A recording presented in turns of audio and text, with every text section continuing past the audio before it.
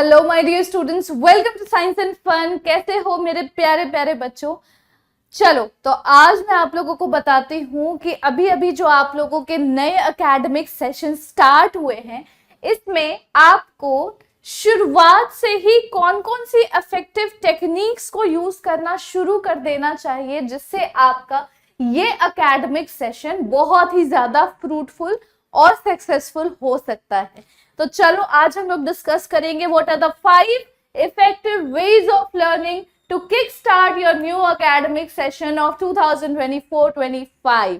चलिए बच्चों स्टार्ट करते हैं। अब सबसे पहले अब आप क्या करते हो ना, आप नए क्लास में जाते हो, नए बुक्स आते हैं, नोट्स आते हैं, क्लासेस स्टार्ट हो जाती है और आप एज यूजुअल जो क्लास में पढ़ाया जा रहा है वो पढ़ रहे हो एंड ऑल दैट।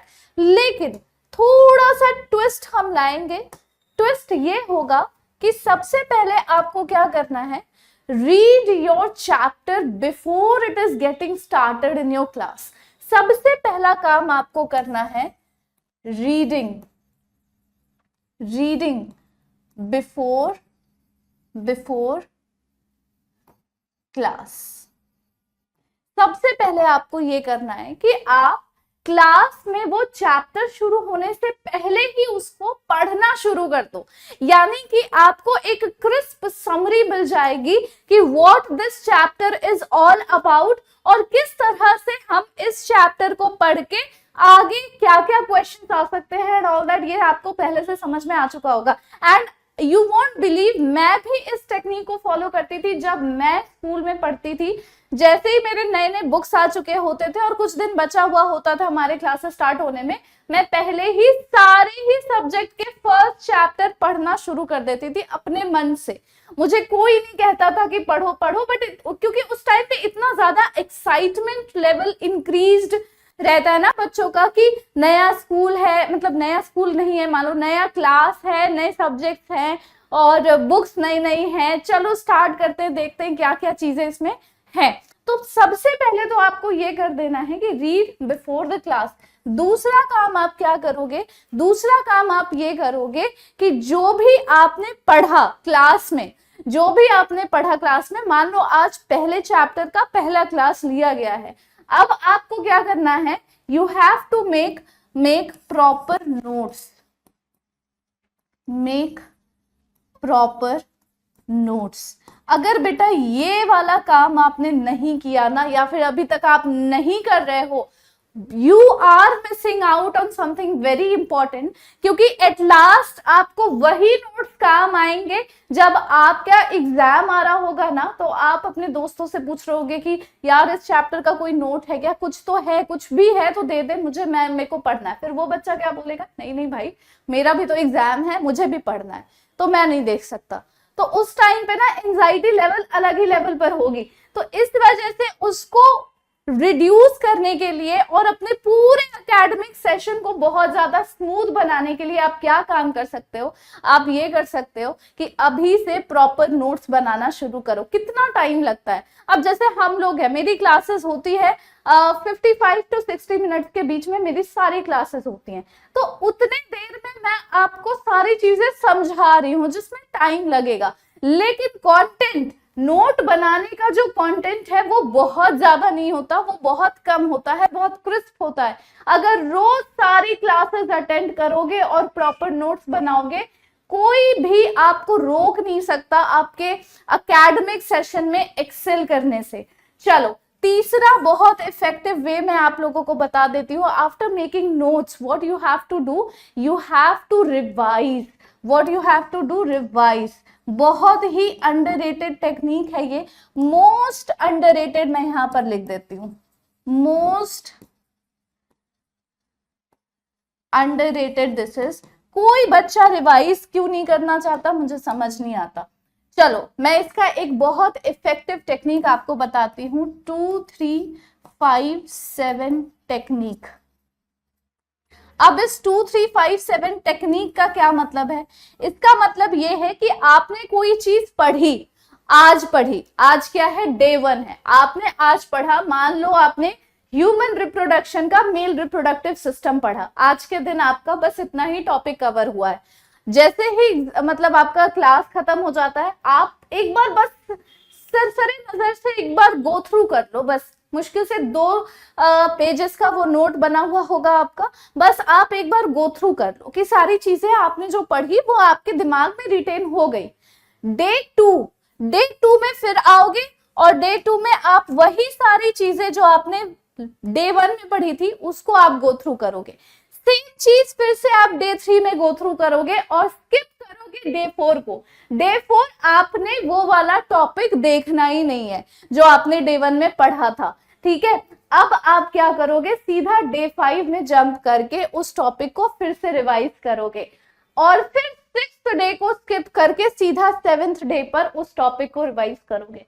अगर आपने इस टेक्निक को फॉलो कर लिया, कोई चांस ही नहीं हो सकता ऐसा कि आपको वो वाला टॉपिक कभी भी भुलाए, आप भूल ही नहीं सकते हो। And same goes for every class, every subject, every day. मतलब आज डे 1 था ह्यूमन रिप्रोडक्टिव सिस्टम में मेल रिप्रोडक्टिव सिस्टम पढ़ने का, कल हो सकता है हम फीमेल रिप्रोडक्टिव सिस्टम पढ़ेंगे, तो उस फीमेल रिप्रोडक्टिव सिस्टम वाले टॉपिक के लिए वो डे 1 है, लेकिन मेल रिप्रोडक्टिव सिस्टम वाले के लिए आज का दिन डे 1 है और कल का दिन उसके लिए डे 1 है। तो उसे उस टॉपिक को उस तरीके से प्लान करो 2 3 5 7 टेक्निक के साथ। अगर सेम चीज, सेम टेक्निक आप हर एक टॉपिक में, हर एक क्लास में, हर एक सब्जेक्ट में अप्लाई कर रहे हो ना बेटा, तो फिर भाई साहब this technique, this third point is going to be so much effective for you all कि मैं आप लोगों को बता भी नहीं सकती। Once you have completed everything, you have done, you have made all the notes and all, अब आप खुद से अपने बुक की क्वेश्चंस करना शुरू करो। अब आप क्या करो, खुद से क्वेश्चन करना शुरू करो। So practice questions on your own, खुद से ही क्वेश्चंस करना शुरू कर दो। अगर अभी तक भी ये वाला टेक्निक फॉलो नहीं किया था, अब करना शुरू कर दो। मान लो बायोलॉजी में क्लास 11th वालों का लिविंग वर्ल्ड चैप्टर कंप्लीट हो चुका है। I want each and every one कि आप लोग जहां जो भी सोर्स मिल रहा है, जो भी बुक्स है आपके पास, उन सब से वो वाला क्वेश्चंस उस चैप्टर के करना शुरू कर दो। सेकेंड चैप्टर चल रहा है बायोलॉजिकल क्लासिफिकेशन, जिसमें एक किंगडम खत्म होने को है, पहला वाला जो टॉपिक है वो खत्म होने को है। उस टॉपिक से जितने क्वेश्चंस हो सकते हैं आप लोग करना शुरू कर दो, और तब अगर क्वेश्चन के बेसिस पर आपको कोई टॉपिक में दिक्कत आ रही है, आप सीधा अपने टीचर से पूछ सकते हो। और यही है इफेक्टिव वे का point number 5, never hesitate to ask questions. कभी भी अपने टीचर से हेजिटेट मत करना क्वेश्चंस डिस्कस करने के लिए। हम लगातार आप लोगों को हर एक क्लास में आपके डाउट सॉल्व कर रहे हैं। इनफैक्ट आपकी डाउट क्लासेस भी हो रही है, बायोलॉजी की भी डाउट क्लासेस होंगी, बहुत जल्दी स्टार्ट हो जाएंगी, तो उसके लिए भी थोड़ा सा आपको वेट करना है। अदरवाइज आपको डेली बेसिस पर हर एक क्लास में सारे डाउट क्लासेस तो मिल ही रहे, ठीक है।